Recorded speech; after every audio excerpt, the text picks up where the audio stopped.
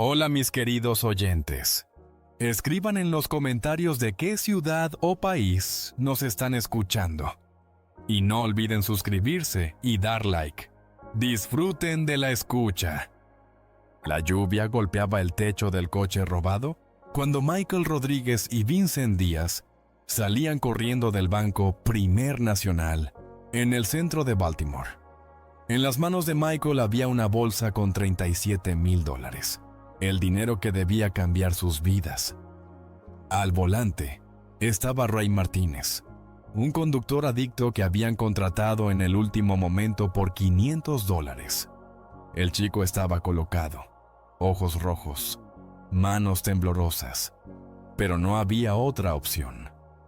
Su conductor habitual se había enfermado y el robo no podía posponerse. ¡Acelera!, gritó Vincent, saltando al asiento trasero. Ray pisó el acelerador y el coche salió disparado. En el espejo retrovisor aparecieron coches de policía. El guardia del banco había logrado presionar el botón de alarma. ¡Más rápido! Michael apretaba la bolsa con el dinero. Tenía 19 años y pensaba que el mundo estaba a sus pies. Ray giró en Maryland Avenue y luego dio un giro brusco en North Street. El velocímetro marcaba 80 millas por hora en una zona de 30. Un semáforo amarillo parpadeó delante. ¡Pasemos!, gritó Ray. ¡Frena, idiota!, gritó Michael. Pero era demasiado tarde. A la derecha apareció un autobús escolar. Amarillo. Enorme. Lleno de niños que regresaban a casa de la escuela Martin Luther King. El tiempo se ralentizó. Michael vio el rostro del conductor del autobús, sus ojos abiertos de par en par por el horror. Escuchó los gritos de los niños. Vio en las ventanas pequeños rostros. Un golpe. Metal contra metal. El sonido de cristales rompiéndose. Gritos. Silencio.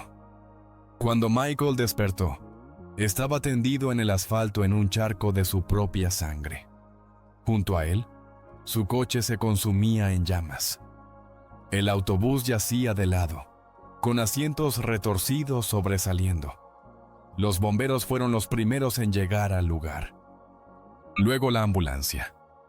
Luego la policía. Michael observaba cómo sacaban a los niños del autobús. Algunos lloraban.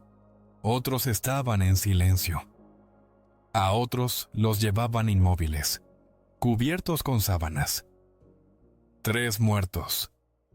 Escuchó la voz del paramédico. 9, 10 y 11 años. Ricardo Vázquez, 9 años. Carlos Méndez, 10 años. Ana Johnson, 11 años. Nombres que lo perseguirían hasta el final de su vida. Vincent huyó del lugar del accidente. Michael fue arrestado justo en el hospital. Ray murió en el camino al hospital. El juez le dio 19 años por robo a mano armada y muerte en circunstancias agravantes. Sus acciones llevaron a la muerte de 3 niños inocentes, dijo el juez durante la sentencia. Este es un crimen que ha cambiado para siempre las vidas de muchas familias. En la sala del tribunal, los padres de los niños fallecidos lloraban. Michael recordaba los rostros de cada uno de ellos, especialmente el de la madre de Ricardo, María Vázquez. Ella lo miraba con tanto dolor que su alma se rompió en 2. Pasó 19 años en la prisión del estado de Maryland, pensando cada día en los 3 niños que mató. Hoy, las puertas de acero de la prisión de Baltimore se cerraron tras Michael Rodríguez, con el mismo frío clang que se cerraron 19 años atrás. Solo que entonces el sonido significaba el comienzo de una pesadilla. Ahora sonaba como el acorde final de una sinfonía que nunca quiso volver a escuchar. En el bolsillo de su desgastada chaqueta de prisión había una pieza de ajedrez de madera. Un rey, tallado por las temblorosas manos de su compañero de celda Jimmy 3 días antes de que los guardias lo encontraran muerto en la ducha. Mike había jadeado entonces Jimmy, extendiendo la pieza. Cuando salgas, sé el rey de tu vida. Pero recuerda, incluso los reyes pagan por sus pecados. Parada de autobús. El olor de los gases de escape y el asfalto calentado por el sol de octubre. Michael sacó de otro bolsillo un papel arrugado con una dirección. Una habitación en un edificio de alquiler en el lado este. $27 al día. Todo lo que podía permitirse con la ayuda para exconvictos. El mundo había cambiado hasta el punto de no reconocerse. La gente caminaba, absorta en pequeñas pantallas brillantes. Los coches parecían naves espaciales. Incluso el aire olía diferente. El autobús número 14 llegó después de media hora. Michael subió los escalones y se detuvo. El conductor lo miraba expectante. ¿Cuánto cuesta el pasaje? $1.75. ¿Tarjeta o efectivo? ¿Qué tarjeta? Los pasajeros comenzaron a voltear. Una mujer de mediana edad sacudió la cabeza con compasión. Un adolescente se rió. «Abuelito, ¿de dónde vienes?» «De la luna». «Charmgard, amigo. ¿Dónde demonios has estado los últimos 20 años?» gruñó el conductor. «En el infierno», pensó Michael, extendiendo $2 con dedos temblorosos. En la prisión todo era simple. Levantarse a las 6, desayuno a las 7, trabajo a las 8. Aquí, cada pequeño detalle parecía una misión de un universo paralelo. El edificio de apartamentos en Madison Street lo recibió con un olor a moho y desesperanza. En el vestíbulo había jeringas y botellas vacías tiradas. Los grafitis en las paredes prometían muerte a varias categorías de ciudadanos. El administrador, un gordo con barriga cervecera y ojos sospechosos, ni siquiera levantó la vista de la televisión. Depósito de $100, alquiler de $750 al mes, pagar antes del quinto. Si te retrasas un día, a la calle. Ruido después de las 10, a la calle. Drogas o alcohol, a la calle. ¿Está claro, exconvicto? La última palabra sonó como una bofetada. Michael tomó en silencio la llave de la habitación 307. La habitación medía 3 por 4 metros. Una cama individual con un muelle roto. Una mesa que se movía con cualquier toque. Una ventana con vista a los cubos de basura. En la pared colgaba un calendario del año 2008. Evidentemente, el inquilino anterior se olvidó de quitarlo. Michael se sentó en la cama y sacó un rey de madera. La figura era del tamaño de un pulgar, tallada de un trozo de madera que Jimmy había robado en el taller de carpintería de la prisión. En la corona estaba grabada la palabra Hope, esperanza.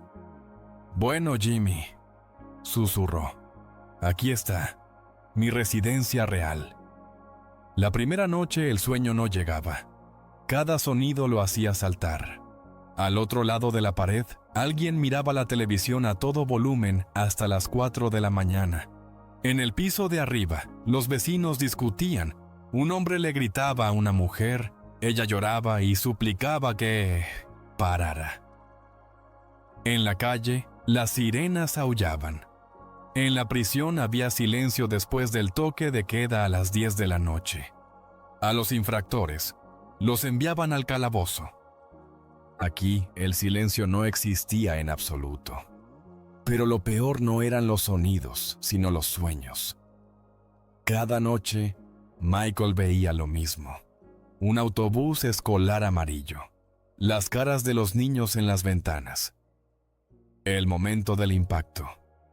Y siempre, al final del sueño, se le acercaba un niño de unos 9 años con grandes ojos marrones. «Me llamo Ricardo», decía el niño. «Por tu culpa, nunca seré adulto». Michael se despertaba empapado en sudor, y durante unos minutos no podía entender dónde estaba. A las 5 de la mañana se rindió y salió a la calle. El barrio despertaba lenta y a regañadientes. Los indigentes recogían botellas cerca de los cubos de basura. Las prostitutas se dispersaban después del turno nocturno. Los escolares, con ojos vacíos, se arrastraban hacia la parada del autobús.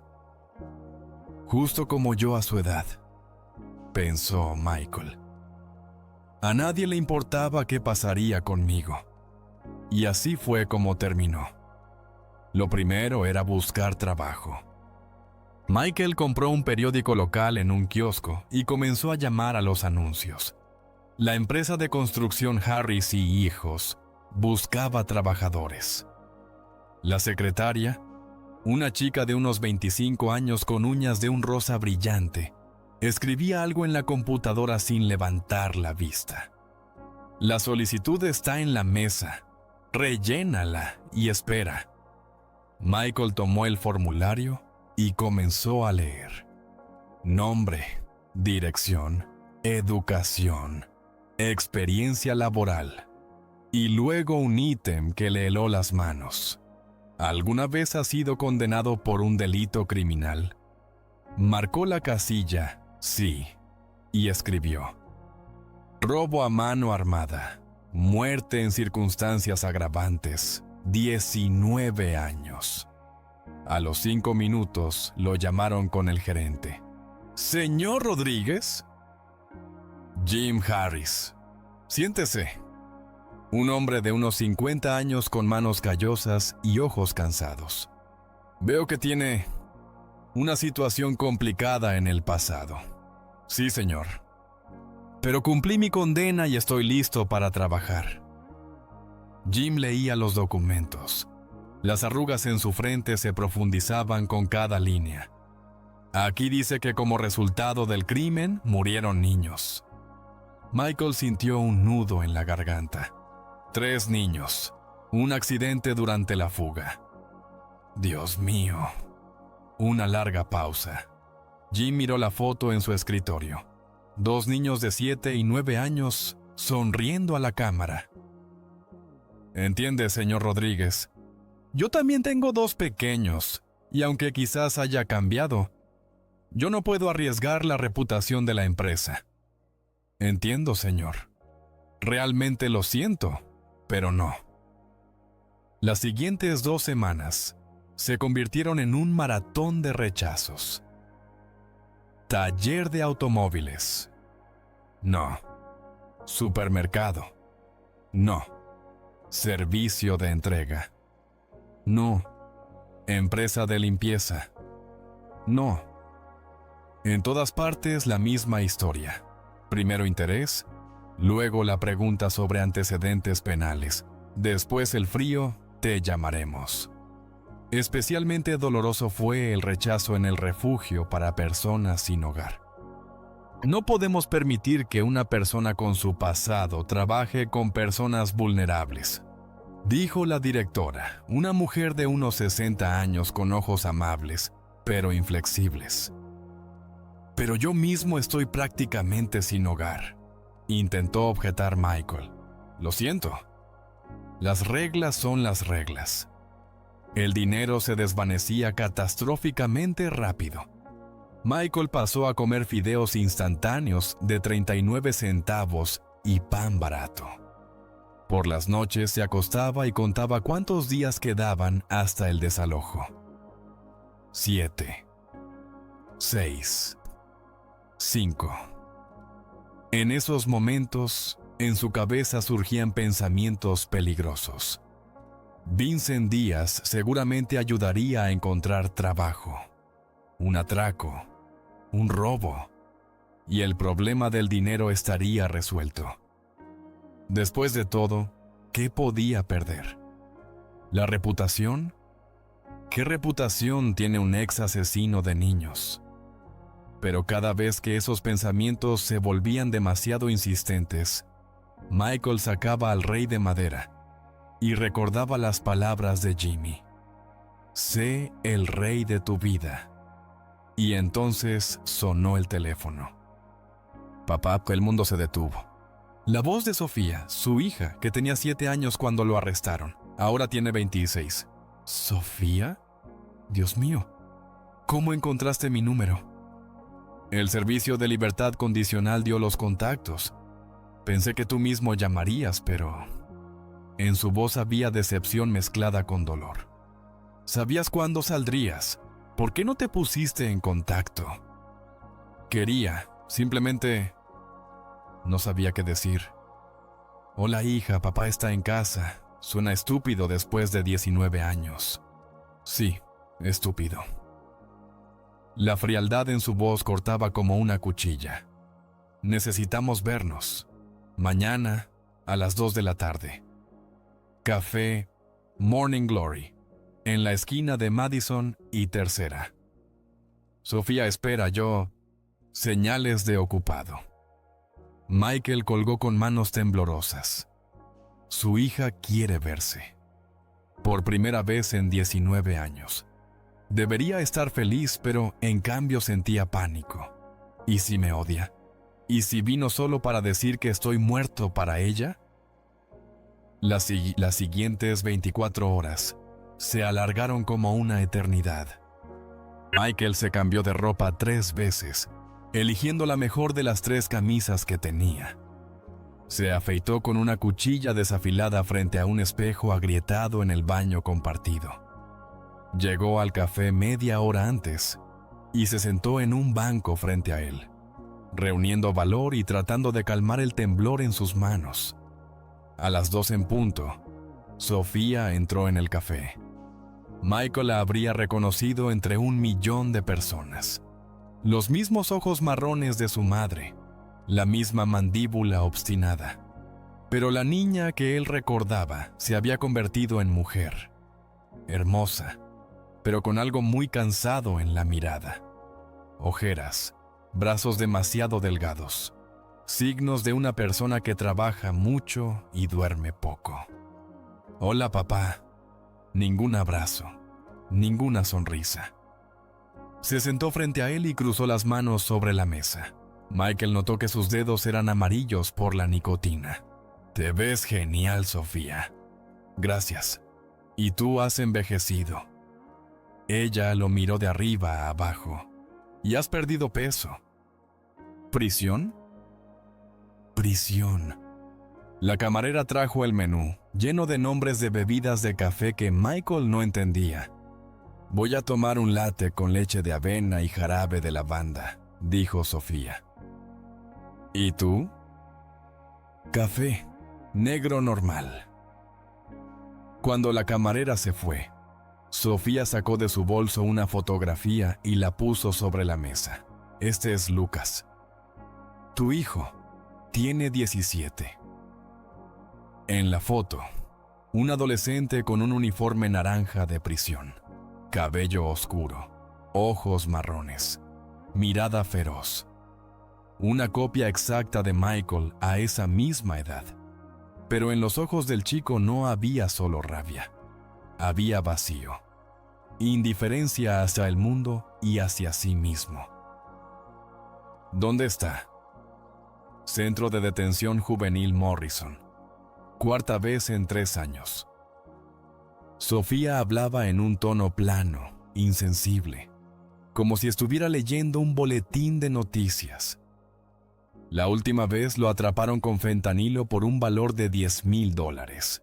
Sustancia pura, no diluida, suficiente para matar a media ciudad.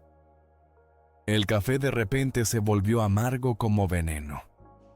Sofía... ¿Qué Sofía? Por primera vez en su voz aparecieron emociones, ira, dolor, desesperación. Él no te conoce, en absoluto. Para él eres solo un espacio vacío en los documentos. ¿Y sabes qué es lo más aterrador? Está orgulloso de ti. Piensa que ser un papá gángster es genial. Quiere ser tan genial como tú. Déjame hablar con él. ¿Para qué? ¿Para contarle lo genial que eras?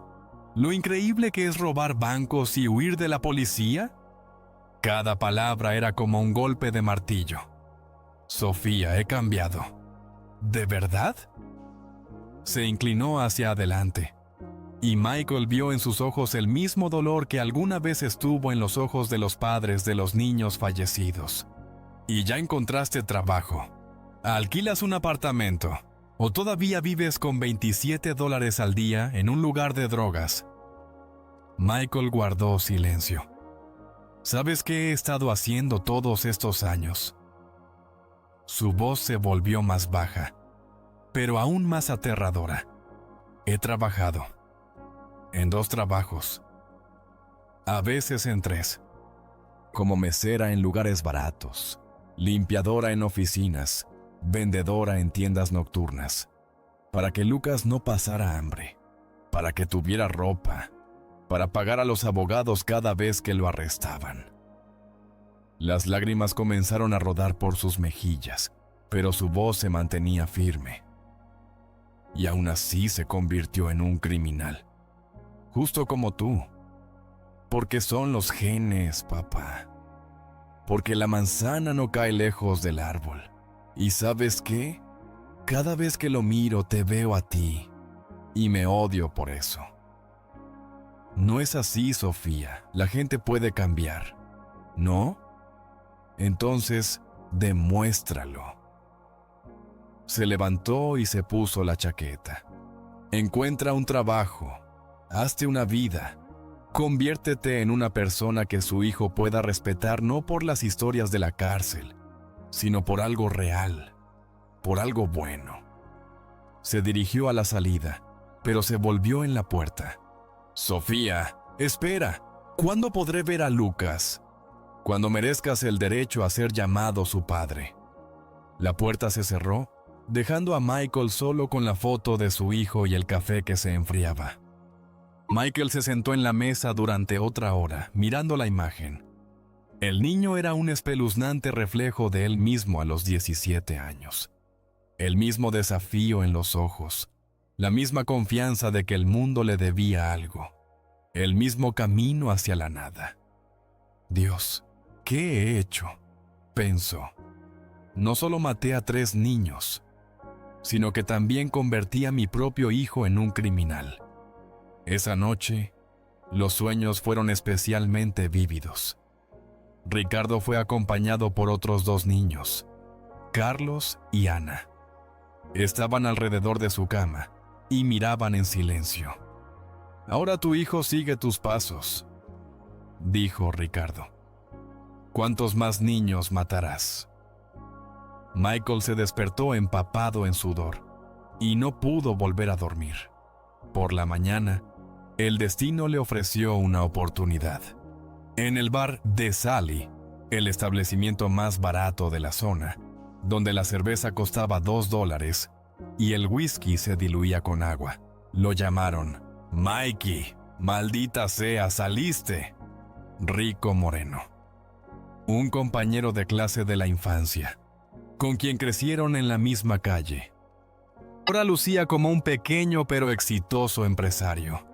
Traje limpio, reloj de oro, paso seguro. «Hola, Rico. ¿Cómo va, hermano? ¿Cómo es la vida en libertad?». Rico se sentó a su lado y pidió 2 cervezas. «No muy bien, no puedo encontrar trabajo. Con tu historial es comprensible.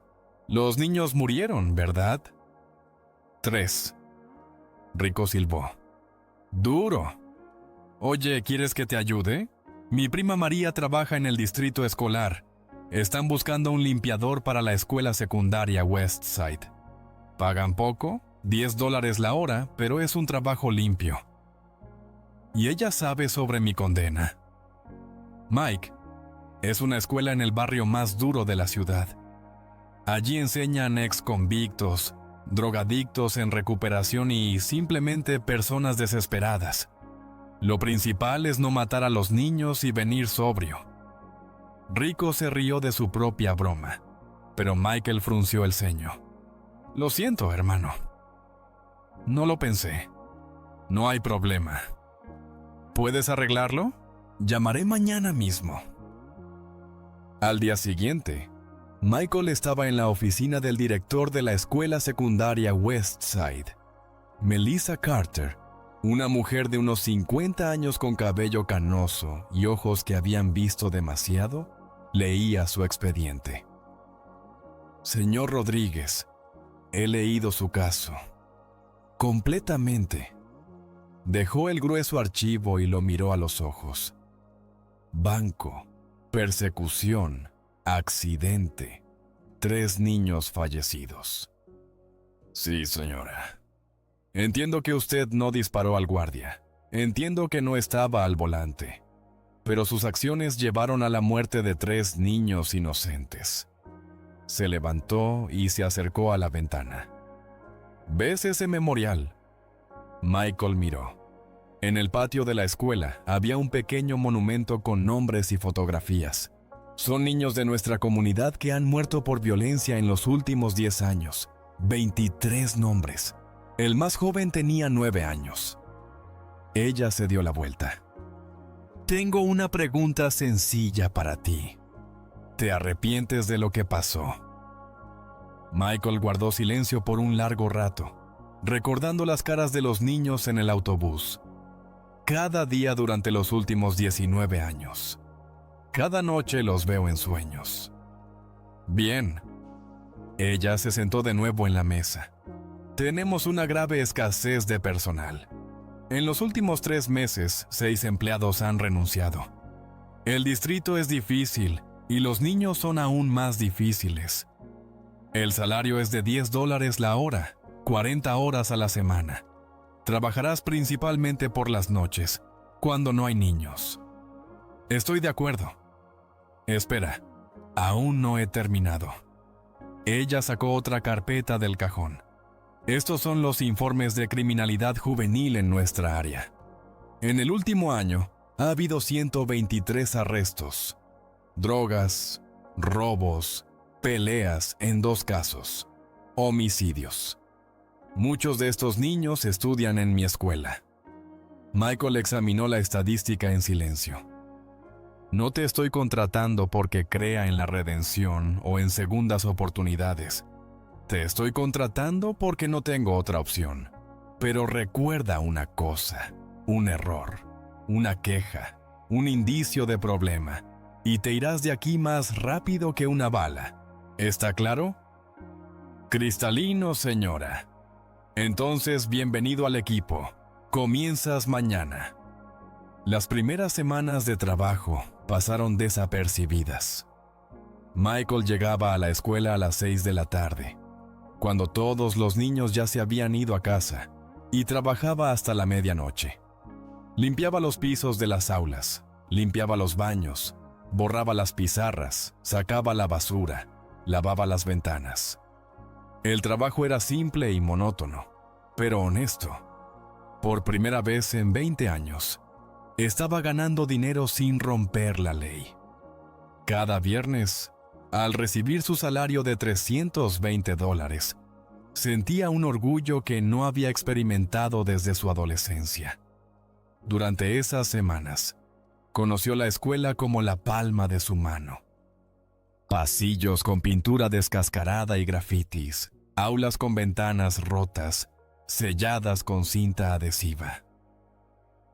Un gimnasio con un techo agujereado, donde colocaban cubos cuando llovía. Pero lo peor era leer lo que los niños escribían en las paredes de los baños. La vida es una mierda. Todos los adultos son mentirosos. Quiero morir. Michael pintaba sobre estas inscripciones todos los días, pero al día siguiente aparecían nuevas. Están tan perdidos como yo lo estuve alguna vez, pensaba. Nadie les mostró otro camino. Pero un jueves, todo cambió. Era el viernes después del Día de Acción de Gracias. La señorita Carter se acercó a él en el pasillo mientras él fregaba los pisos. «Señor Rodríguez, tengo una emergencia». «Escucho. La señorita Johnson se enfermó de gripe, no hay reemplazo hasta el lunes, y tengo una reunión importante con los fideicomisarios en media hora». ¿Podría cuidar de la clase de corrección en la última lección? Michael sintió que algo se apretaba en su estómago. ¿Y qué tipo de clase es? Adolescentes con problemas de comportamiento. Peleas, drogas, robos, ausencias. Aquellos que no encajan en el programa regular. Ella suspiró. En resumen, desechos de la sociedad. Si soy honesta, solo asegúrate de que no se maten entre ellos. En 1 hora, el autobús escolar los recogerá. ¿Y qué se supone que debo decirles? Nada. Dales alguna tarea y siéntate. Lo principal es no dejarlos solos. La puerta del aula 213 parecía la entrada a una zona militar. Desde adentro se escuchaba tanto ruido que parecía que había una revuelta. Michael empujó la puerta y se detuvo. 10 adolescentes de entre 14 y 17 años estaban causando un caos absoluto. Un alto afroamericano con tatuajes en los brazos jugaba al baloncesto con un papel arrugado, usando un cubo de basura como aro. Un chico pelirrojo con pecas estaba jugando al póker con 2 chicas por dinero real. Sobre la mesa había billetes arrugados.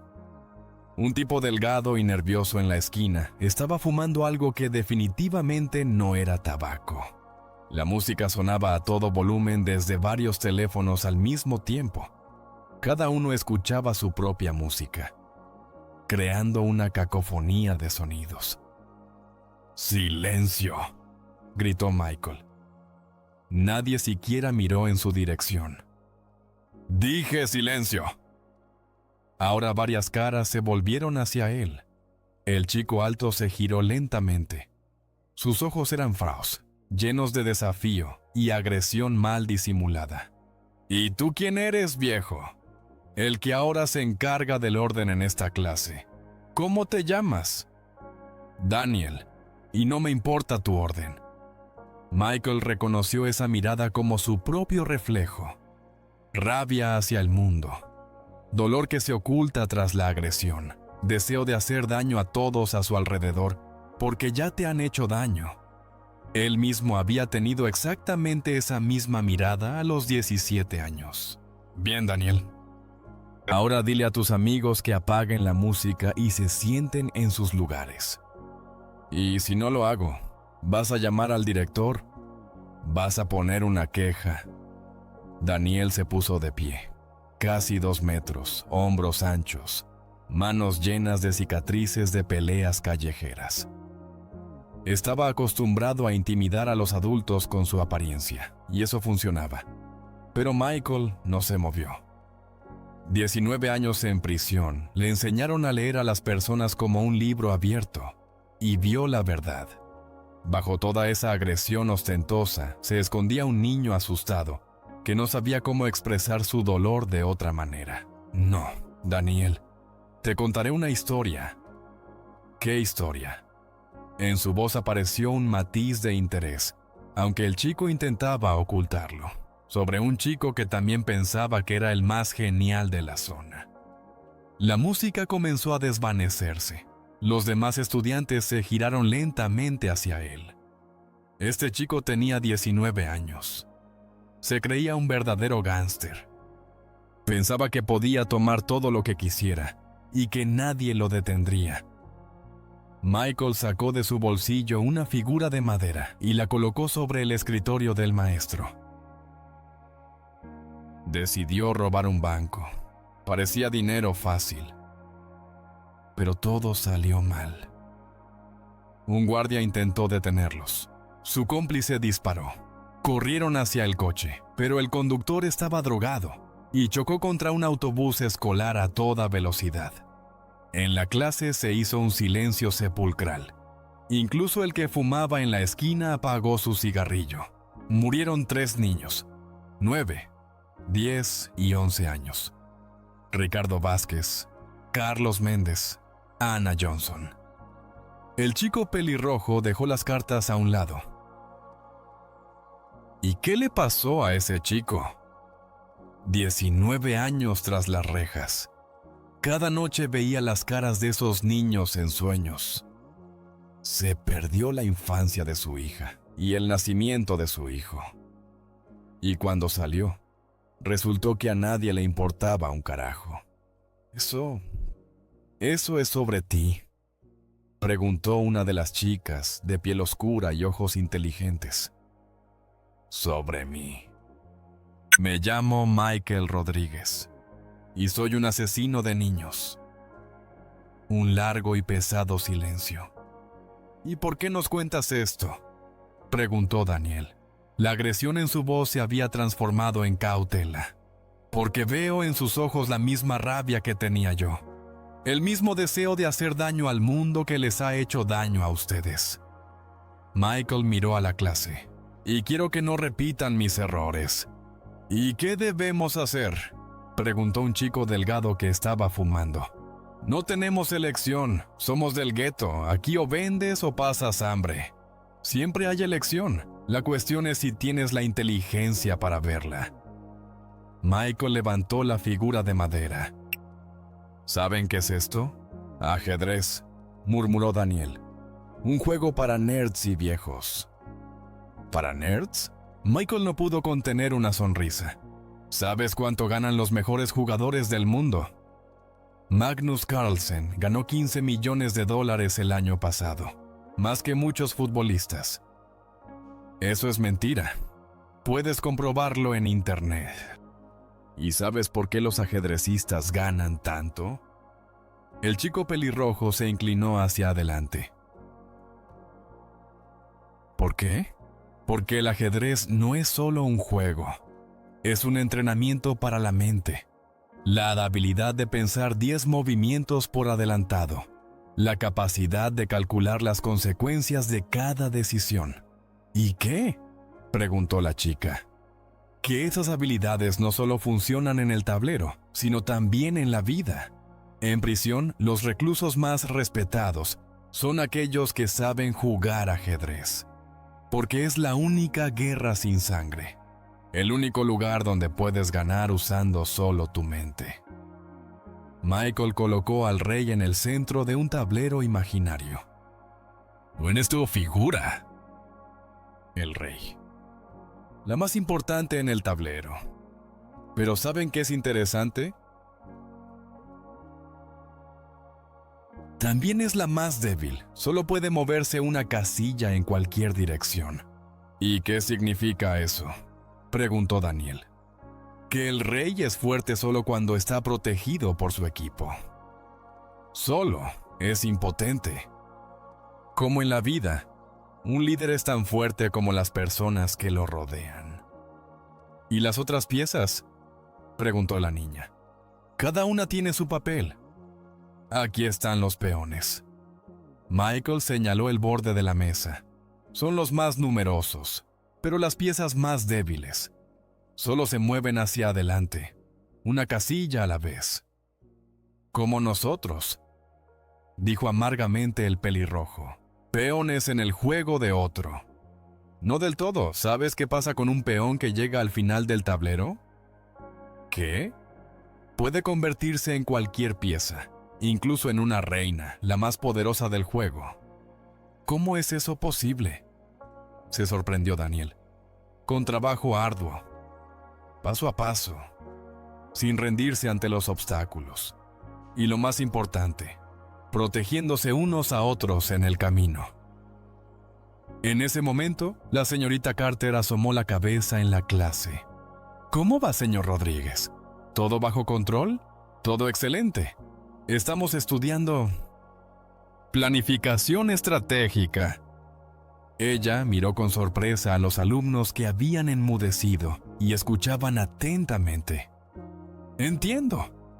Bueno, tal vez podrían reemplazar a los maestros de vez en cuando. Después de que la directora se fue, el pelirrojo se acercó a Michael.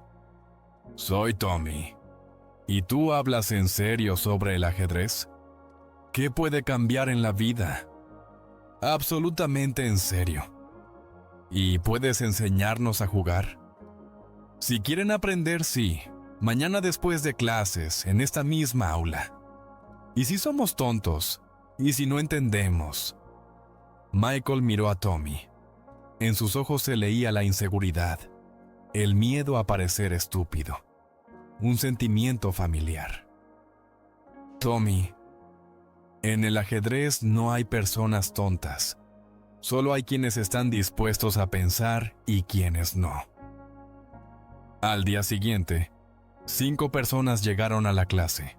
Tommy, un chico negro y callado llamado Alex, 2 chicas, Keisha y Marina, y otro más, Carlos. Daniel no estaba. ¿Y dónde está Daniel?, preguntó Michael. Dijo que esto es una tontería para perdedores, respondió Tommy. Que es mejor ganar dinero de verdad en la calle que jugar con juguetes de niños. Michael asintió y colocó las piezas en un tablero hecho a mano que había recortado de cartón. Bien, entonces empecemos con los que están listos para aprender. La siguiente hora pasó como un minuto. Los niños hicieron muchas preguntas, intentaron hacer los primeros movimientos, discutieron sobre las reglas. Especialmente rápido aprendía Alex. El chico absorbía literalmente cada explicación, cada táctica. ¿Y habrá otra lección mañana?, preguntó Keisha. Si quieren. Pero recuerden, el ajedrez requiere disciplina y paciencia. ¿Y si no podemos comprar un juego de ajedrez para casa?, preguntó Carlos. Por ahora pueden practicar aquí. Ya veremos después. En una semana, el grupo creció a 8 personas. Daniel no apareció, pero llegaron nuevos niños, algunos por curiosidad, otros por recomendación de amigos. Michael notó cómo cambiaban los chicos. Tommy empezó a maldecir menos. Alex comenzó a hacer preguntas no solo sobre ajedrez, sino también sobre la vida. Keisha dejó de faltar a las clases normales. Poco a poco, día tras día, entre él y los niños surgió la confianza. Señor Rodríguez, dijo Tommy después de una de las lecciones, ¿puedo hacer una pregunta? Por supuesto. ¿Realmente lamentas lo que hiciste? ¿O solo lo dices?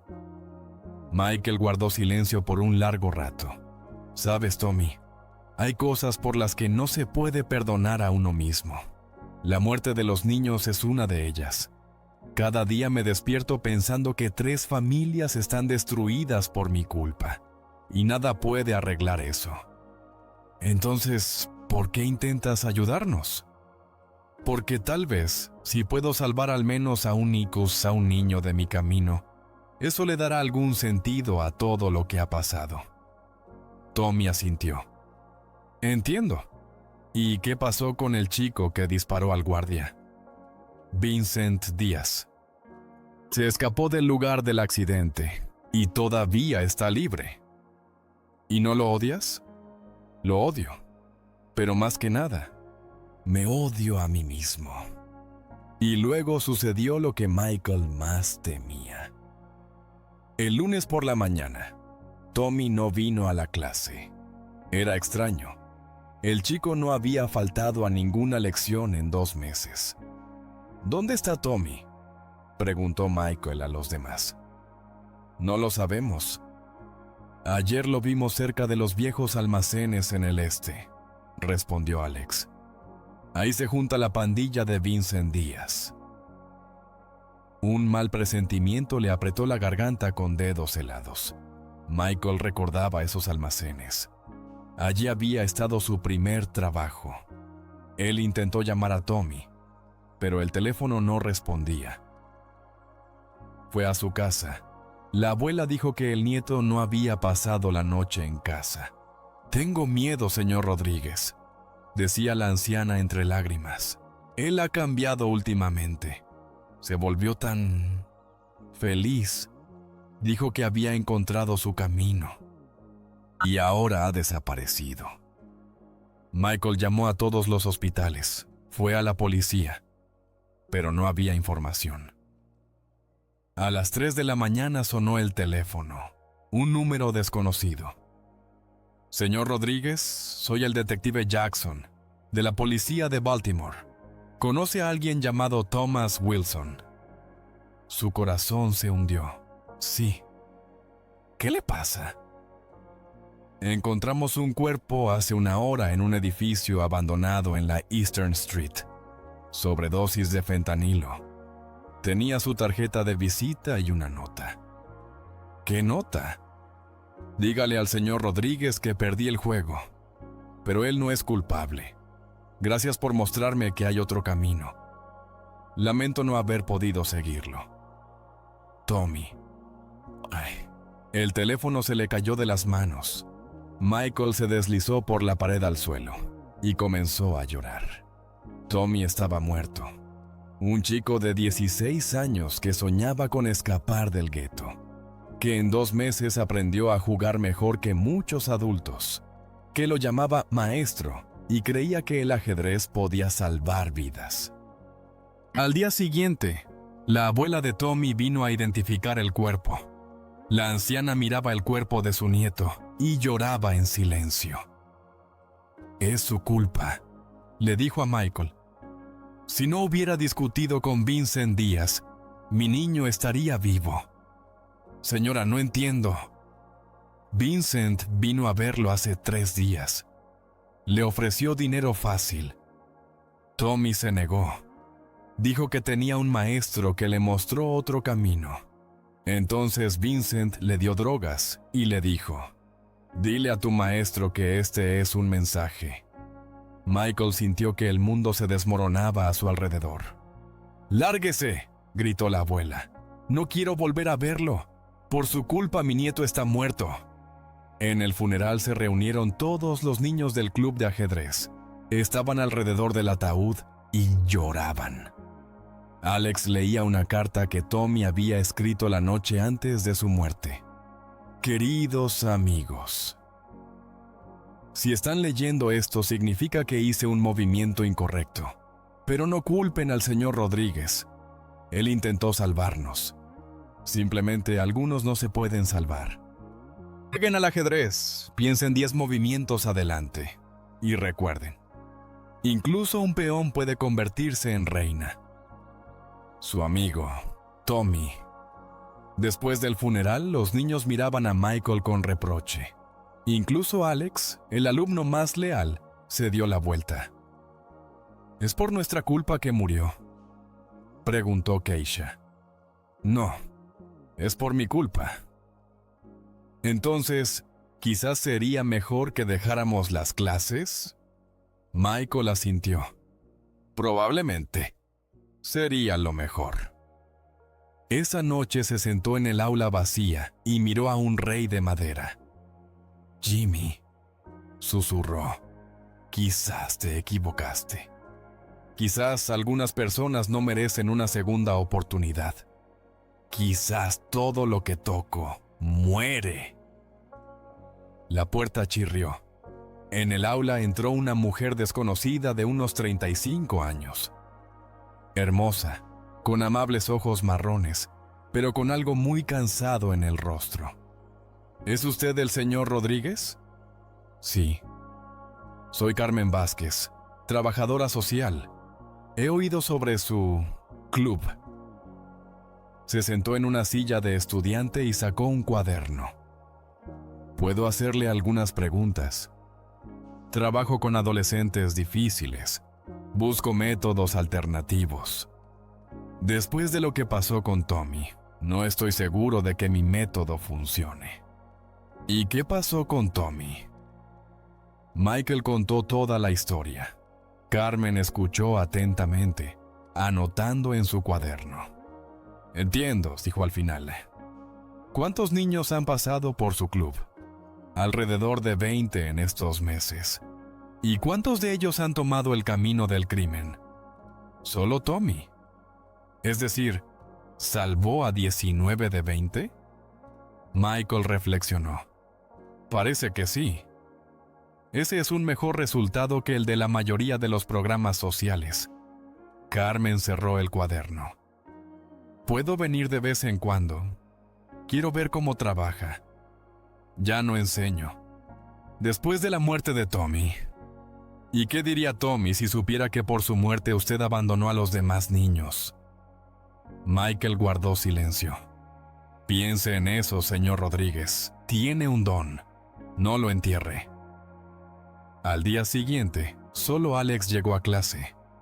Los demás tienen miedo, dijo. Piensan que Vincent puede matarlos también. ¿Y tú no tienes miedo? Tengo miedo. No, Tommy no querría que nos rindiéramos. ¿Cómo lo sabes? Me lo dijo antes de morir. Dijo que si algo le pasaba, debía seguir aprendiendo. Que el ajedrez es la única forma de salir de este lugar.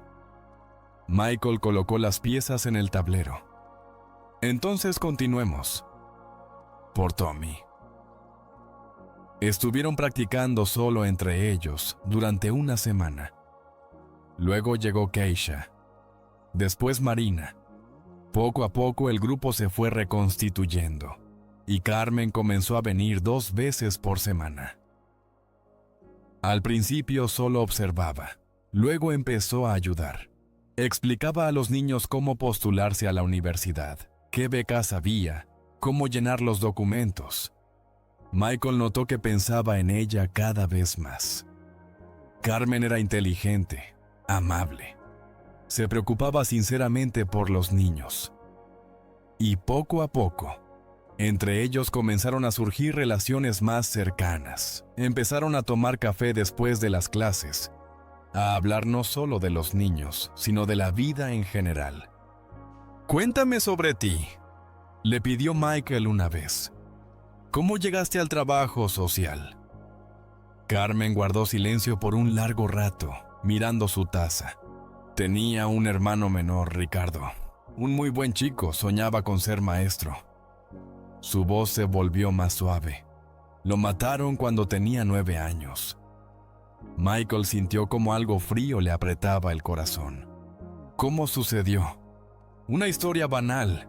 Los delincuentes asaltaron un banco, huían de la policía. Su conductor estaba drogado y chocó contra un autobús escolar. Las lágrimas comenzaron a rodar por sus mejillas. Ricardo estaba sentado junto a la ventana. Siempre le gustaba mirar la calle de camino a casa. Dios mío, pensó Michael. Ricardo Vázquez, una de mis víctimas. Carmen, lo siento mucho, dijo él, tratando de no dejar que su voz revelara su conmoción. Desde entonces he dedicado mi vida a salvar a los niños, para que lo que le sucedió a Ricardo no le pase a otros. ¿Y atraparon a esos delincuentes? A uno. Le dieron 19 años. El otro escapó y sigue libre, hasta donde sé. ¿Y cómo se llamaba el que está en prisión? Carmen lo miró con una expresión extraña. ¿Y por qué quieres saber eso? Simplemente me interesa. Este tipo de cosas suelen ser ampliamente cubiertas por la prensa. Michael Rodríguez. Una extraña coincidencia, ¿verdad? El mismo nombre y apellido. Michael casi se atragantó con el café. Sí, extraño. Esa noche no pudo dormir. Carmen, la hermana de Ricardo Vázquez, una de sus víctimas, se había enamorado del asesino de su hermano, sin siquiera saberlo. Qué cruel ironía del destino, pensó. ¿Qué haría si supiera la verdad? ¿Me mataría? ¿O simplemente se iría para siempre? Pero no podía decírselo. No ahora, cuando entre ellos algo estaba surgiendo. Cuando ella parecía feliz por primera vez en años, Michael decidió guardar silencio, al menos por ahora. Su relación se desarrollaba lentamente. Carmen era cautelosa, demasiada dolor en el pasado, demasiadas decepciones. Pero poco a poco, los muros comenzaron a derrumbarse. Empezaron a salir fuera del club, a ir al cine, a cenar en cafés baratos. Hablaban de libros, de sueños, de cómo debería ser el mundo. ¿Sabes qué me sorprende de ti?, dijo Carmen, una vez después de una clase especialmente exitosa. ¿Qué? Tienes una profundidad. Como si hubieras pasado por el fuego y te hubieras vuelto mejor. Tienes una comprensión del dolor que es poco común. Si supieras por qué fuego, pensó Michael. Cada persona lleva consigo una historia, dijo en voz alta. Sí, pero no todos permiten que esa historia los haga mejores. Mientras tanto, las cosas en el club iban cada vez mejor. Alex mostraba resultados fenomenales. En 6 meses alcanzó un nivel que a otros les lleva años. Creo que es hora de que juegue en torneos, le dijo Michael a Carmen. ¿En torneos reales? Hay un campeonato estatal juvenil en 2 meses. El premio es de $10,000 para el primer lugar.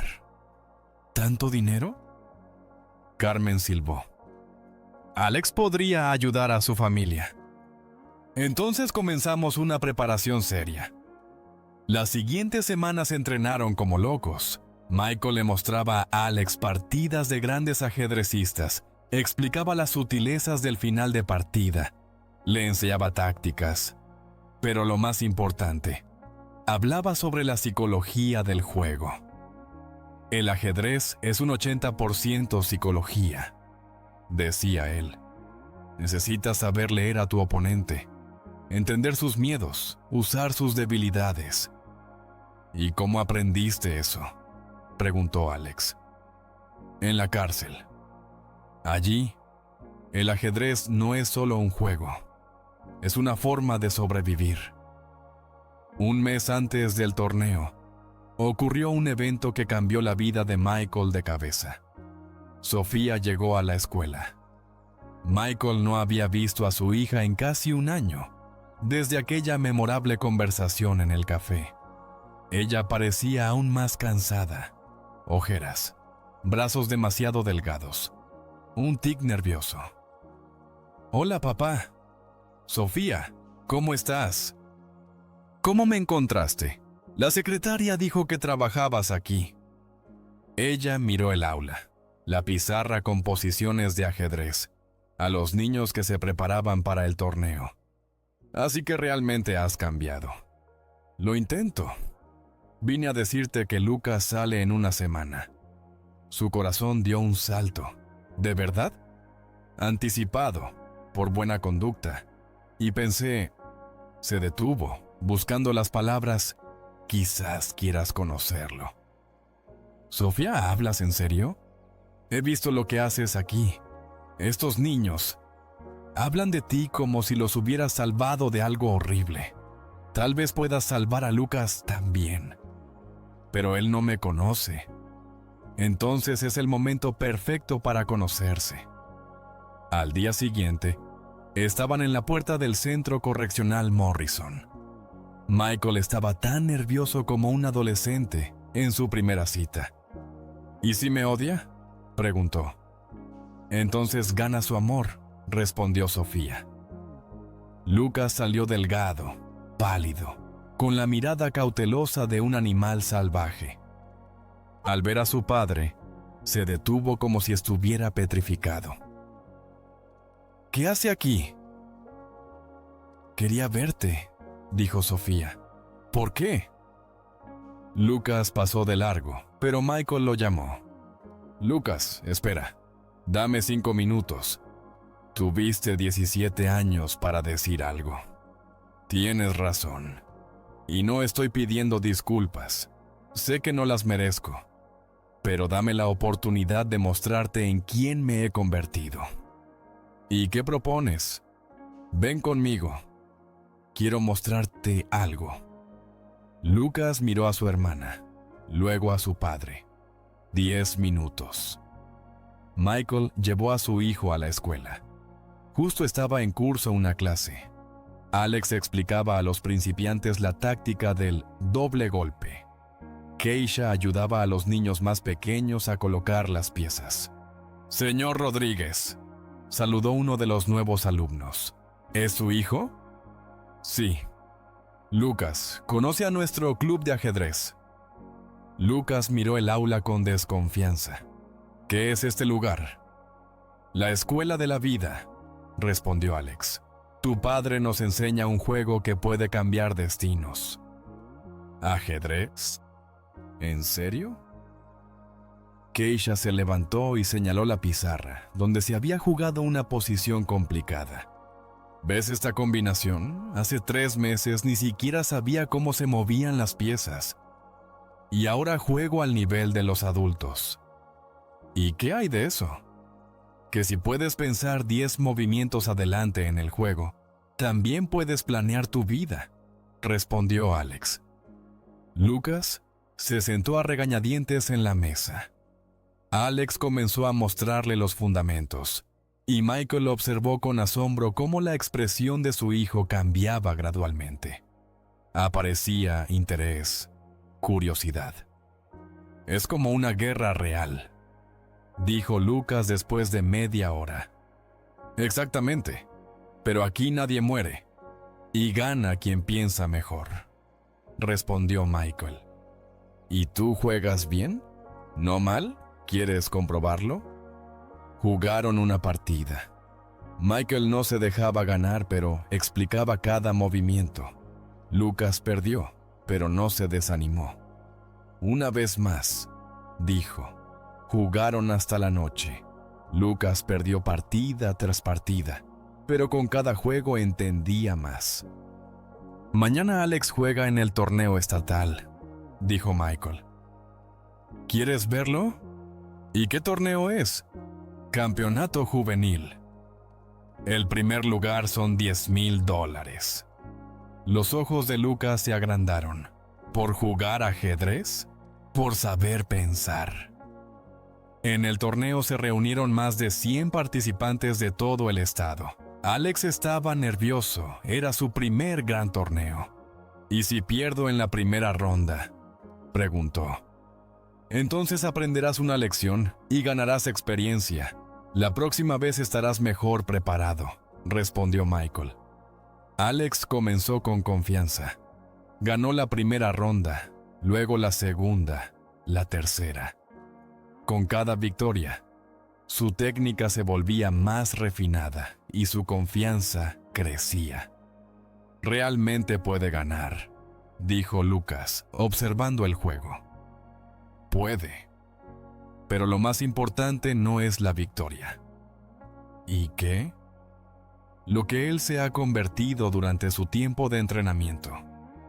Hace 6 meses, Alex era solo un adolescente enojado del gueto.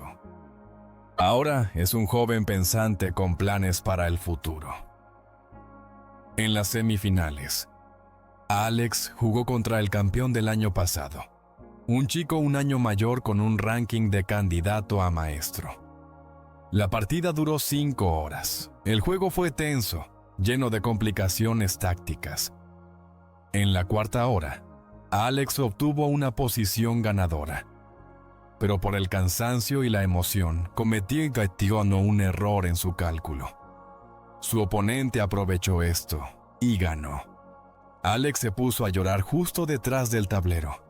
Michael se acercó a él. ¡Hey, campeón! Perdí en las semifinales. Fallé a todos. Has llegado más lejos que 98 participantes. Has quedado en tercer lugar y ganado $2,000. Eso es una derrota. Pero podría haber ganado. Tenía una posición ganadora. Podrías, y la próxima vez ganarás. Por ahora, obtén tu experiencia, tu dinero y el orgullo de lo que has logrado. Su oponente se acercó a Alex. Gran juego, amigo. Honestamente, a mitad de la partida pensé que iba a perder. Eres muy talentoso. Gracias. Nos vemos en los próximos torneos. En el camino a casa, Lucas dijo: Papá, ¿puedo unirme a tu club también? El corazón de Michael latió más rápido. Por supuesto, hijo. ¿Y puedo llamarte papá? No, señor Rodríguez, solo papá. Michael detuvo el coche al costado de la carretera y abrazó a su hijo. Por primera vez en 17 años, Se sintió como un verdadero padre.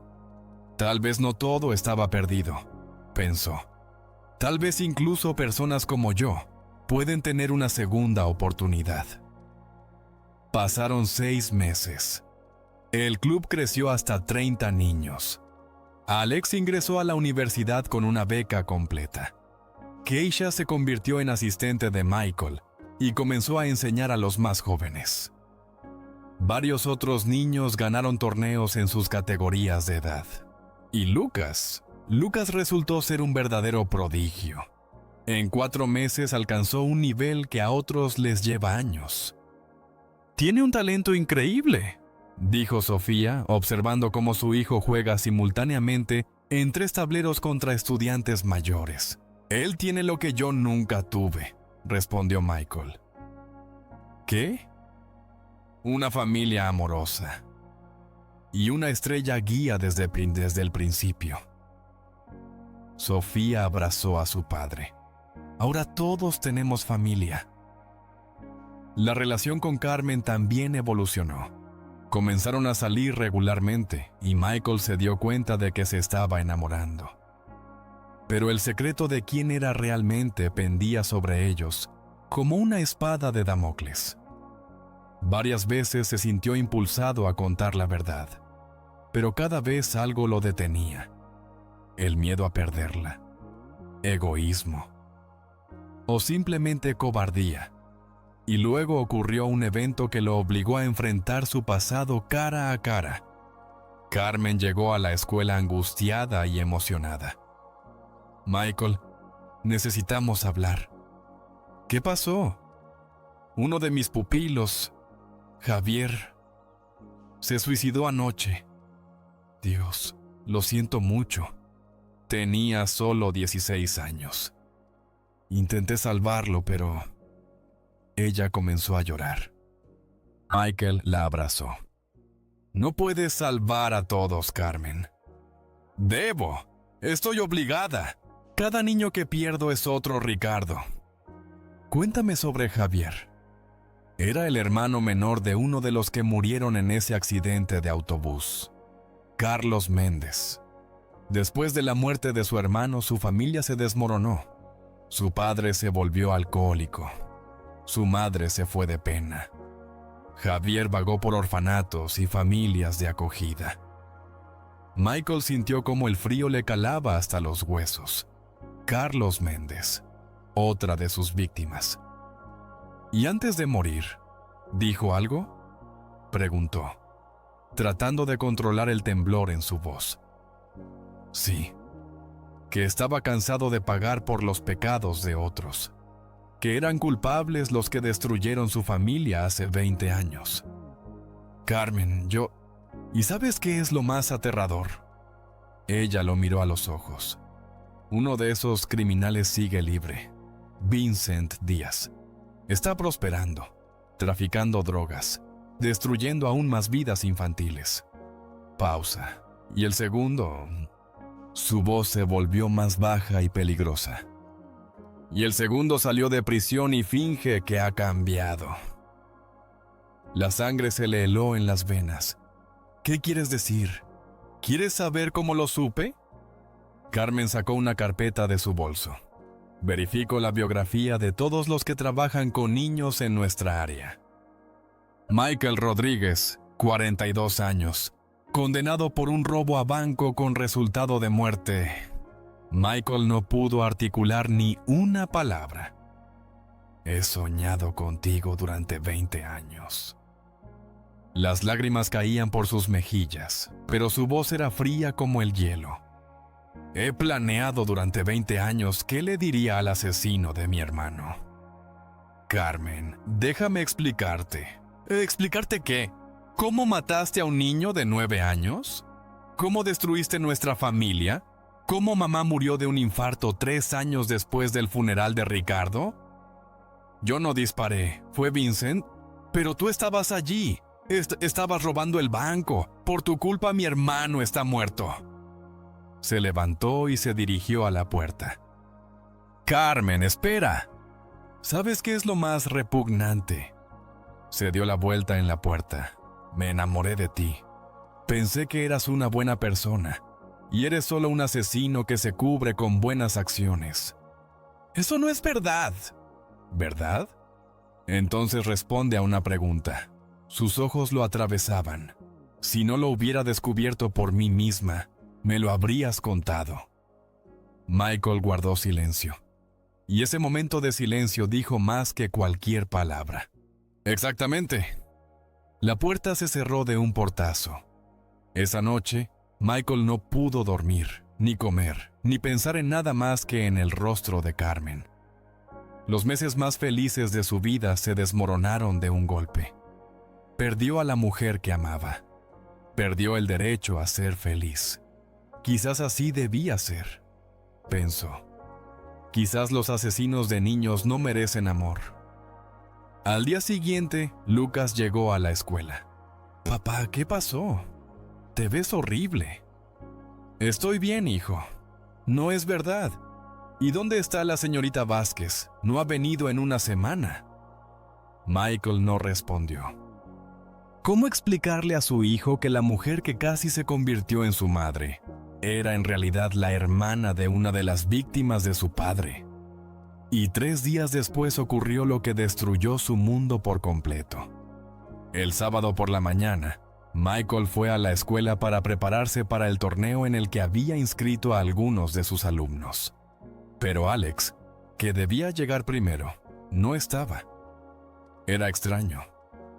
El chico siempre llegaba puntual. Michael intentó llamarlo, pero el teléfono no contestaba. Fue a su casa. No había nadie en casa. Los vecinos dijeron que no habían visto a Alex desde el día anterior. La mala sensación se hacía cada vez más fuerte. Y a las 2 de la tarde sonó el teléfono. ¿Señor Rodríguez? Soy el detective Ramírez, de la policía de Baltimore. ¿Conoce a Alex Johnson? El mundo se detuvo. Sí. ¿Qué le pasó? Encontramos su cuerpo esta mañana en un edificio abandonado en la calle Este. Sobredosis de heroína. Heroína muy pura. Eso es imposible. Alex no consumía drogas. Encontramos una nota y su fotografía. ¿Qué nota? Dígale al señor Rodríguez, esto es de Vincent. Por Tommy y por arruinarme el negocio. Los niños deben saber lo que les pasa a quienes eligen el lado equivocado. El teléfono se le cayó de las manos. Alex estaba muerto. Un chico de 18 años que iba a ingresar a la universidad en 2 meses, que lo llamaba maestro y soñaba con ser programador. Vincent lo mató a propósito. Como advertencia, la madre de Alex vino a la identificación, una mujer que trabajaba en 3 empleos para mantener a su hijo. Es su culpa, dijo ella, mirando el cuerpo. Si no hubiera enfurecido a Vincent, mi niño estaría vivo.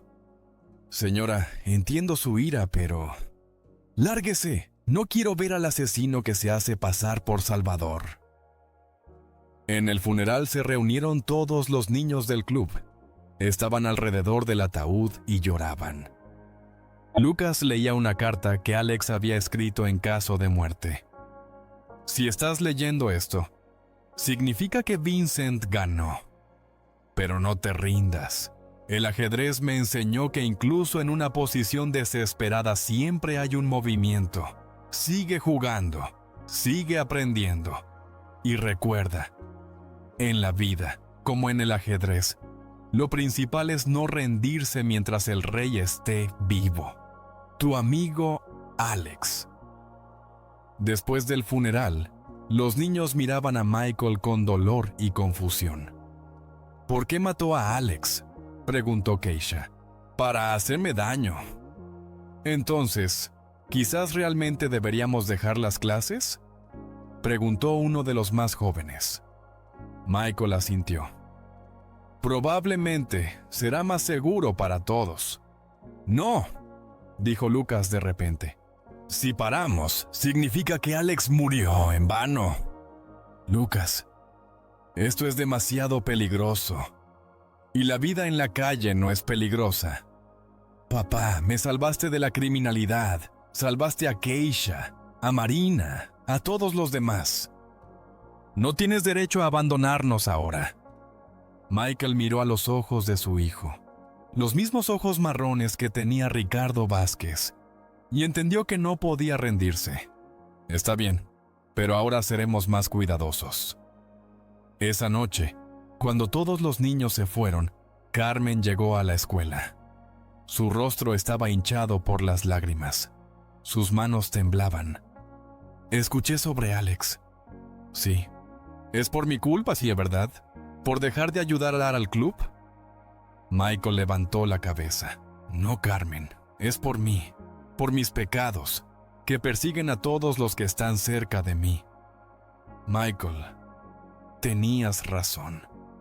Soy un asesino, y todo lo que toco muere. Tommy, Alex, ¿quién será el siguiente? Lucas, Keisha. Ella se sentó a su lado. No, eres un hombre que cometió un terrible error hace 20 años y ahora intenta redimirse. ¿Cómo se puede redimir la muerte de 3 niños? Salvando a otros niños. Como salvaste a Lucas, a Keisha, a todos los demás. Pero no pude salvar a Tommy y a Alex. Ellos eligieron su camino en el último momento. No podías forzarlos. Un largo silencio. Afuera, la lluvia caía, igual que en la noche del accidente hace 20 años. «Sabes», dijo Carmen en voz baja, «después de la muerte de Ricardo, juré vengar a sus asesinos. Viví con ese odio durante 20 años. Estudié tu caso. Planeé lo que diría cuando te encontrara. ¿Y qué querías decir? Muchas palabras malvadas y crueles. Quería causarte tanto dolor como el que nos causaste a nosotros. ¿Por qué no lo hiciste? Porque cuando te conocí, por primera vez en 20 años fui feliz. Por primera vez sentí que la vida podría no ser solo dolor». Ella le tomó la mano. «No te perdono por la muerte de Ricardo. Nunca te perdonaré completamente. Eso es imposible. Pero entiendo que la venganza no resucitará a mi hermano, y salvar a otros niños puede darle algún sentido a su muerte. ¿Y nosotros? Es posible que haya algo entre nosotros después de todo lo que ha pasado. No lo sé. Quizás algún día, si demuestras que mereces no el perdón, ese nunca lo merecerás, sino una oportunidad para empezar de nuevo». ¿Cómo? Sigue salvando niños, incluso si es peligroso, incluso si Vincent amenaza, y reza para que haya más bondad en tu vida que maldad. ¿Y si él me mata? Entonces al menos morirás haciendo algo bueno, y no como un cobarde que huyó ante la primera amenaza. Una semana después, las clases se reanudaron. Vinieron menos niños.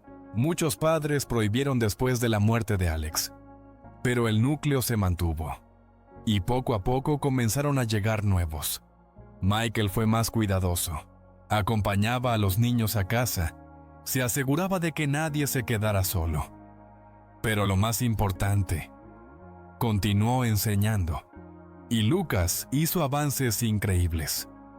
En un año de clases, alcanzó un nivel que le permitió participar en torneos importantes. «Creo que es hora de que juegue en el campeonato estatal», le dijo Michael a Carmen. «¿Está listo?» «Más que listo. Tiene un talento que no he visto en nadie».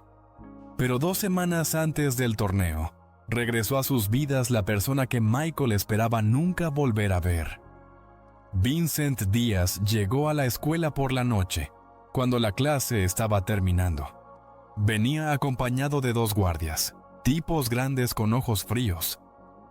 «Mike, viejo amigo». Vincent lucía próspero. Traje caro, joyas de oro, paso seguro. Los niños se encogieron asustados contra las paredes. Lucas se puso al lado de su padre. «Vincent, ¿Qué necesitas? Hablar a solas. Miró alrededor del aula. Bonito lugar. Sería una pena si aquí ocurriera un incendio. No involucres a los niños en esto. ¿Y por qué no?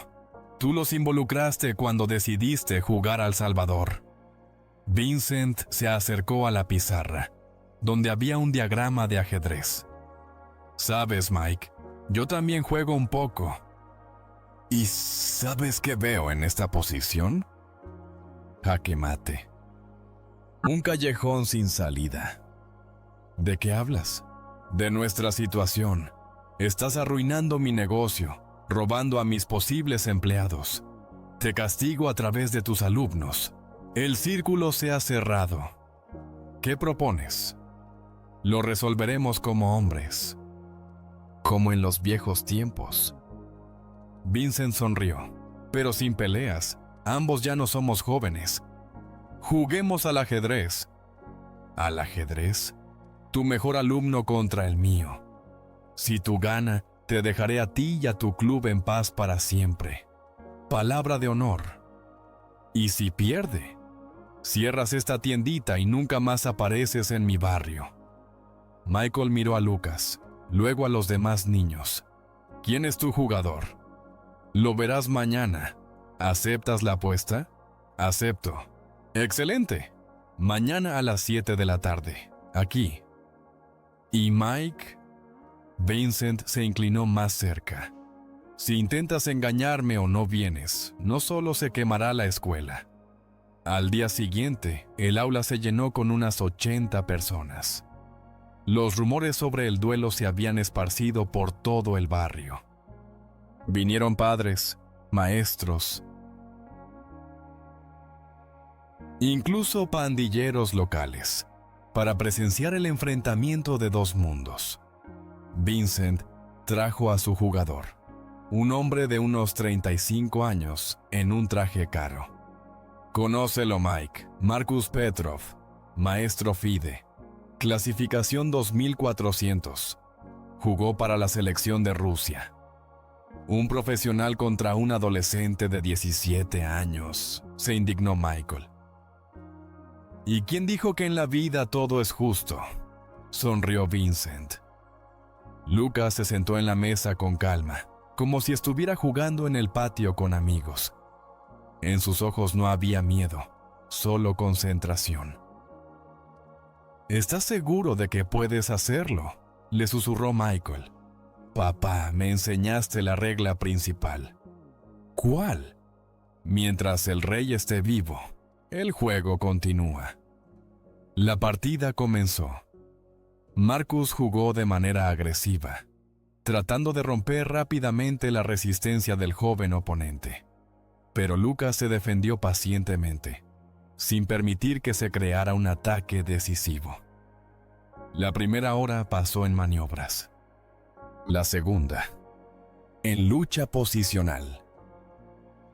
A la tercera hora quedó claro que sería una larga batalla. Michael observaba el juego con el corazón en un puño.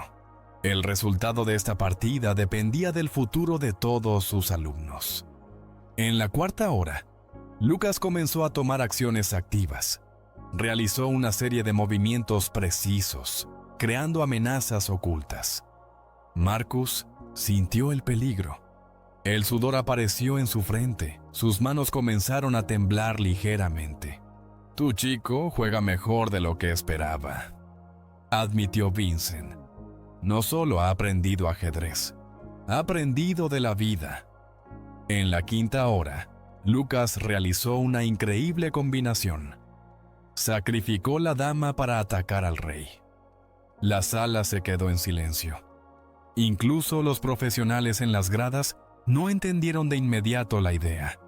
Pero tras 10 minutos de cálculo, Marcus vio el inevitable jaque mate en 7 movimientos. Me rindo, dijo, extendiendo la mano. La sala estalló en aplausos. Los niños del club se abrazaban entre sí, llorando de alegría. Lucas se sentó tranquilamente, como si hubiera ganado una partida normal. Vincent permaneció con rostro de piedra. ¿Cómo?, soltó. Él no solo juega al ajedrez, respondió Michael. Él vive el ajedrez. Vincent se dio la vuelta en silencio y se dirigió a la salida. Se detuvo en la puerta. Palabra de honor es palabra de honor. No volveré a molestarte. Vincent, lo llamó Michael. ¿Y qué pasará contigo? ¿Y qué debería pasar? Continuaré con mi negocio. Encontraré otros niños en otros barrios. ¿Quizás es hora de parar? Vincent se rió amargamente. ¿Parar? Tengo una hija en el hospital, leucemia. El tratamiento cuesta 10,000 al mes. ¿Qué crees, Mike? ¿Con qué salario de camarero podré cubrir eso? Se fue, dejando a Michael reflexionando sobre sus palabras. La victoria de Lucas se convirtió en una sensación en los medios locales. Adolescente del gueto derrota a maestro internacional. Los titulares llenaban todo el estado. Pero la fama no solo trajo alegría. Una semana después, periodistas llegaron a la escuela. Comenzaron a indagar en la biografía de Michael, y pronto la verdad salió a la superficie.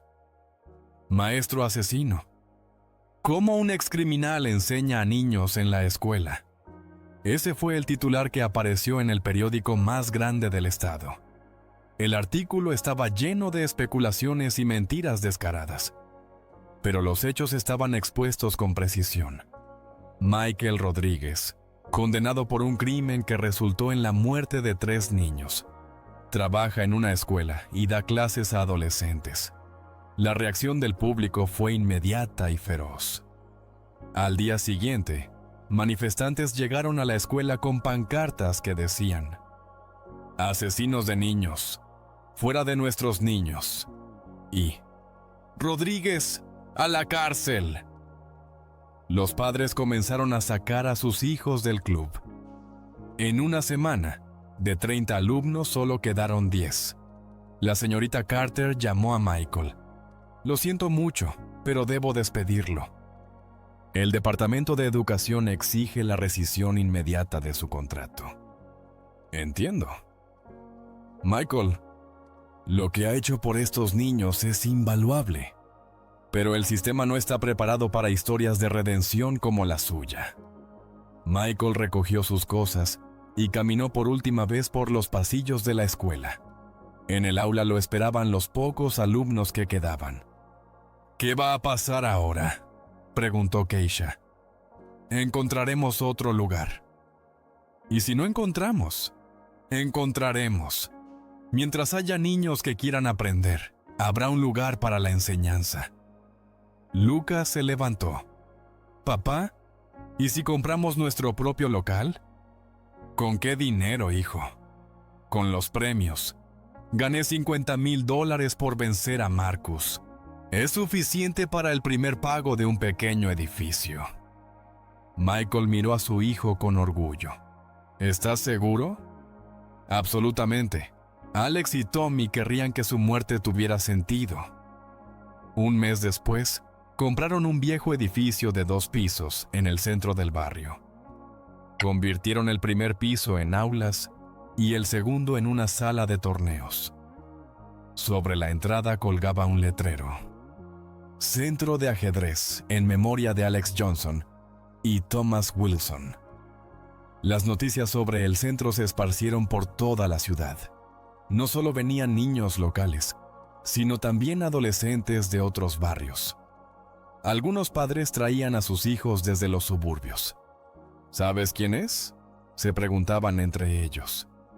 «Sí, pero mira lo que está haciendo por nuestros niños». Y de hecho, los resultados hablaban por sí mismos. Los niños que asistían al centro tenían mejores calificaciones en la escuela. Se metían en menos problemas y eran aceptados en universidades. En un año, el centro ya contaba con 80 niños. Y la relación con Carmen se estaba recuperando lentamente. «No puedo decir que te he perdonado», le dijo una vez mientras tomaban café después de clases. Eso es imposible. Pero veo lo que haces y entiendo. Es tu forma de redención. ¿Y podemos tener un futuro? No lo sé. Tal vez. Pero será muy difícil. Cada vez que te mire, recordaré a Ricardo. Y cada vez que te mire, recordaré mi culpa. Entonces llevaremos esta carga juntos. 6 meses después, Lucas ganó el Campeonato Nacional Juvenil. El premio era de $200,000. ¿Qué vas a hacer con el dinero?, preguntó Michael. Abrir sucursales en otras ciudades, para que los niños de todo el país puedan encontrar su camino. ¿Y tú qué planeas? Voy a jugar profesionalmente, y en mi tiempo libre te ayudaré en los centros. El día de la premiación llegó mucha gente al salón. Sofía, que finalmente había superado su depresión y conseguido un buen trabajo. Los niños del centro, los padres. Y, de repente, Carmen. Después de la ceremonia, se acercó a Michael. Felicidades, puedes estar orgulloso de tu hijo. Gracias por venir. Michael, he estado pensando en nosotros durante muchos meses. ¿Y a qué conclusión has llegado? Que el amor no anula el dolor. Pero el dolor no debe anular el amor. Ella le tomó la mano. Ricardo no querría que viviera toda mi vida en el odio. ¿Estás segura? No, pero estoy dispuesta a intentarlo. Lentamente, un día a la vez. Pero la felicidad resultó ser frágil nuevamente. Un mes después del campeonato nacional, una visitante inesperada llegó al centro. Una anciana de unos 70 años, con ojos tristes. ¿Es usted el señor Rodríguez? Sí. Soy Anna Johnson, la abuela de Anna Johnson. El corazón de Michael se detuvo un momento. Anna Johnson era una de las niñas que había muerto en el accidente. Siéntese, por favor. La mujer se sentó y permaneció en silencio durante un largo rato, observando a los niños que jugaban al ajedrez. Durante 20 años te he odiado, dijo finalmente. Lo entiendo. Mi nieta soñaba con ser doctora. Quería curar a los niños enfermos. Las lágrimas rodaban por sus mejillas arrugadas. Por su culpa, ella no pudo cumplir su sueño. Michael guardó silencio. ¿Qué se puede decir en una situación así?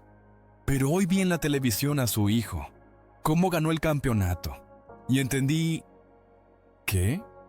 Que Ana querría que su muerte tuviera sentido, que gracias a ella, otros niños encontraran su camino. Se levantó y se dirigió a la salida. En la puerta se dio la vuelta.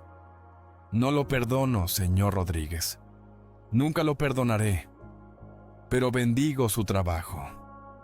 Que estos niños vivan por mi Ana. Esa noche, Michael se sentó durante mucho tiempo en el centro vacío, observando al rey de madera.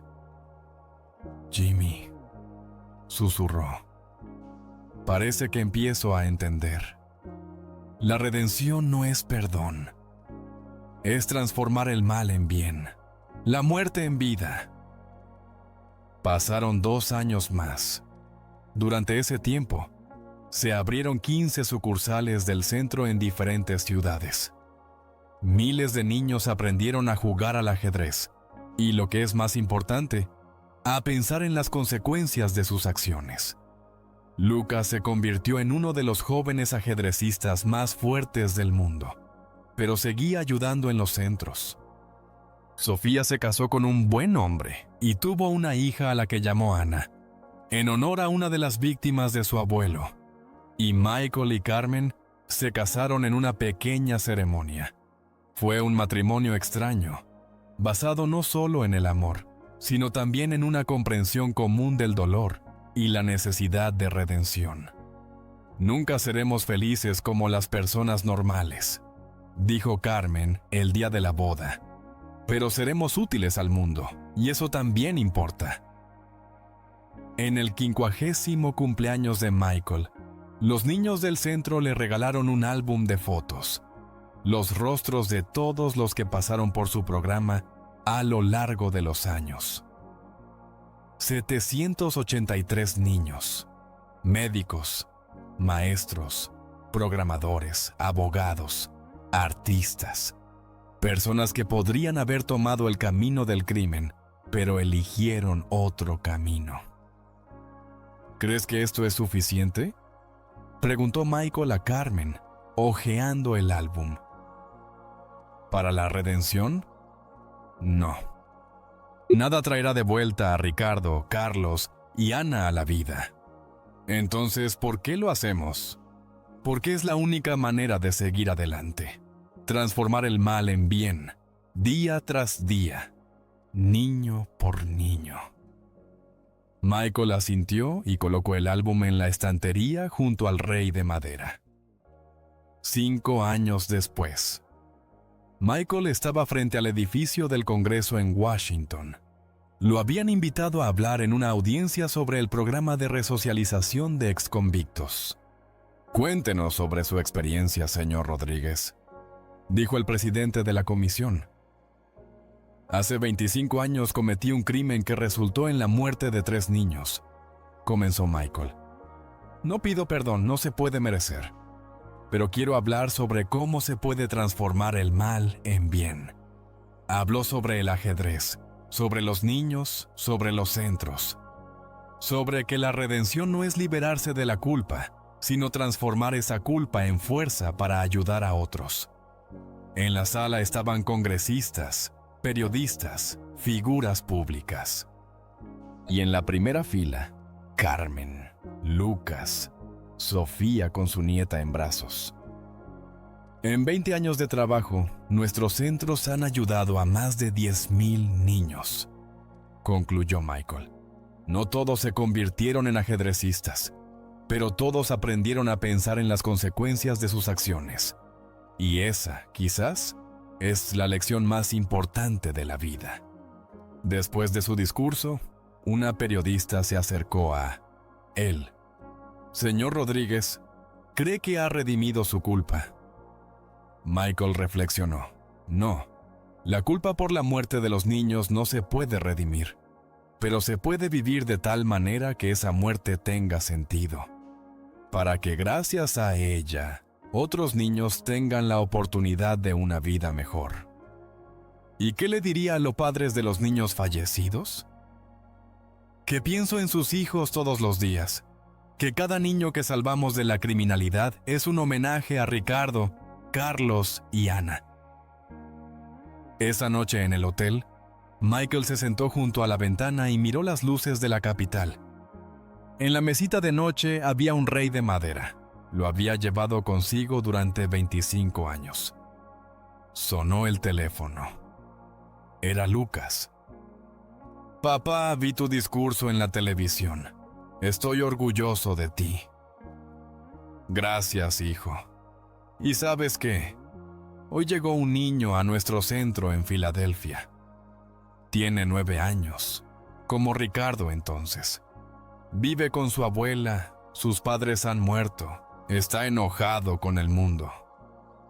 «¿Y qué le dijiste?» «Lo mismo que tú solías decir, que tiene una elección, que puede ser víctima de las circunstancias o dueño de su destino». «¿Y qué respondió?» «Que quiere aprender a jugar al ajedrez». Michael sonrió. «¿Cómo se llama?» Ricardo Martínez». Después de la conversación, Michael se quedó mucho tiempo junto a la ventana. En algún lugar de la ciudad había un niño llamado Ricardo, que debía tomar una decisión entre el bien y el mal. Y quizás la historia de hace 25 años le ayudaría a elegir el camino correcto. Michael tomó al rey de madera y susurró las palabras que había dicho cada día durante los últimos 25 años. Ricardo, Carlos, Ana, perdónenme. No puedo devolverlos a la vida, pero prometo que cada día salvaré a otros niños en su memoria. por su perdón, que no merezco, pero que de todos modos pido. Afuera, el amanecer de un nuevo día se asomaba lentamente. Un día en el que nuevamente habrá niños que necesiten ayuda. Y Michael estará allí para enseñarles la regla principal de la vida.